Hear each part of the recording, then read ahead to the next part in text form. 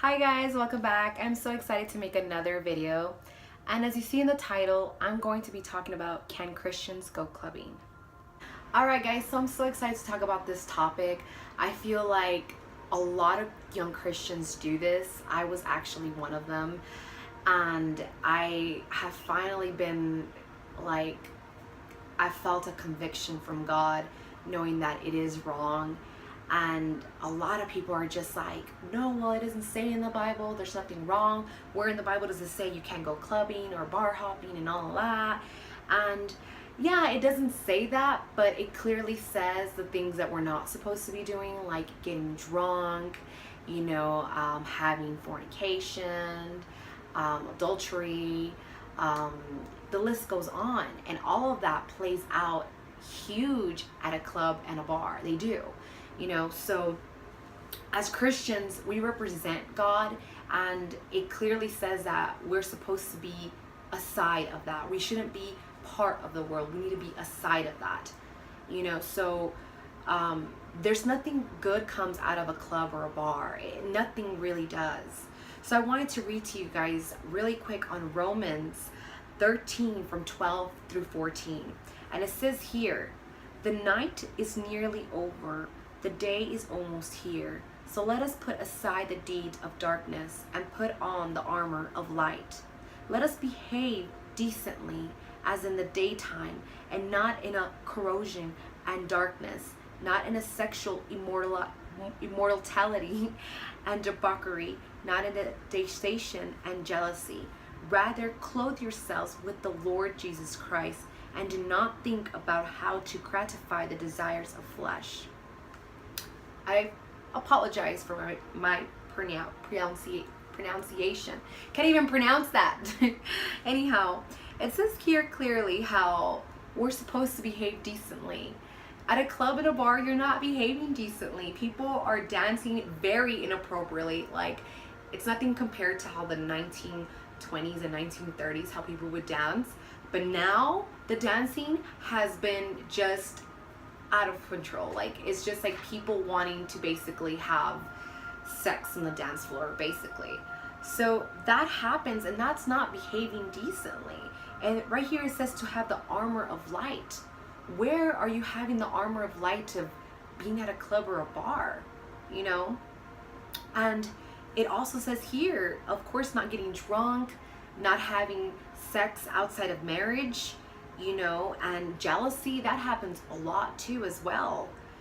And how are we supposed to fight sin if we're falling in an environment where your flesh is gonna fall? Like your flesh, it's so easy. Like anyone who is anyone that has friends that are still part of that world, and you love them and miss them, and you get together with them, it's gonna be clearly that you're gonna fall into sin. You're gonna get drunk.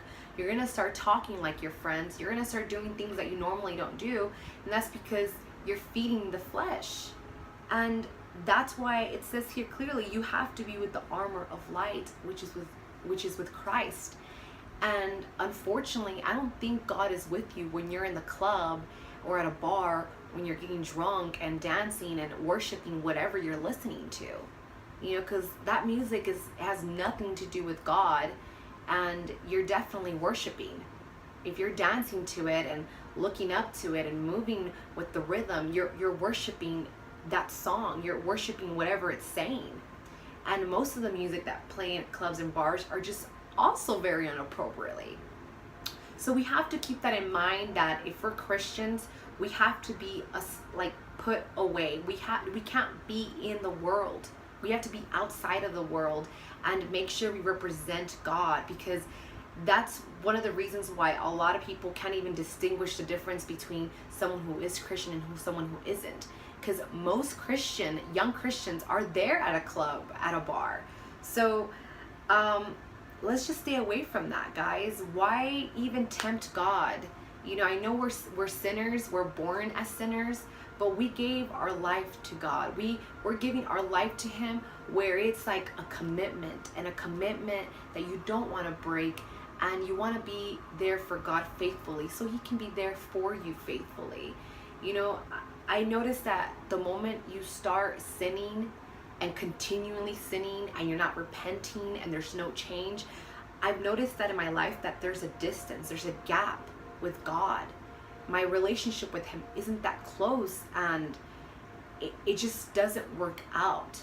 And now that I've cut so many things from my life, like the clubs and bars and the drinking and a lot of the things, even the drugs and stuff, like my life feels so much better. And I really, like, as you can see, I feel free and happy.